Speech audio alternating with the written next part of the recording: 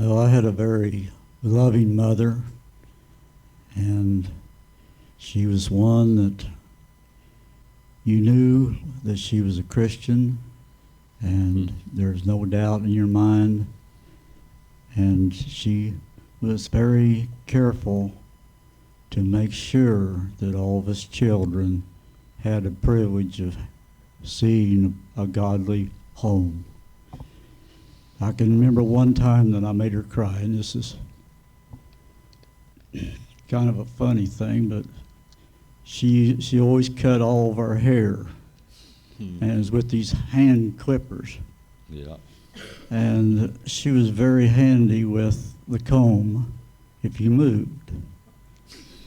And I remember one time that I jumped and whop. And I said, "But you cut my ear, Mother." And she said, "I did what?" About that time it started bleeding, and she cried. She was so sorry. But I'm so thankful that she raised us to be a Christian. Yes, sir. I owe my life to her. After she passed away, we were fortunate to have an aunt, Grace. Several of you know her. Yes.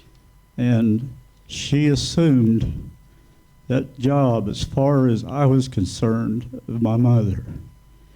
Mm-hmm. And during that time, I was injured at work and had to go through a year of therapy trying to get my arm back to use. And every day that I would go to therapy, which was 3 times a week at Springfield, I would go by to see her. And she would come, and when I get ready to leave, she would take a hold of that arm. And it hurt. She didn't mean to hurt me, but I didn't let her know that. But she would pray for that arm. And I believe that today, one of the reasons that I have a use for my hand and my arm is because she prayed for me. Yes. My wife was privileged to hold her in her arms as she passed from this world to the other world. Mm-hmm. That was our desire with my mother and Aunt Grace. And we wanted to do the same thing with my father, but it wasn't privileged to do so. But I have no bad memories of my mother whatsoever. Good. We love her, miss her very much. And one of the other things that I do to remember my mother is take care of the cemetery over here. Mm-hmm. And I can remember my mother at that time. We miss you very much.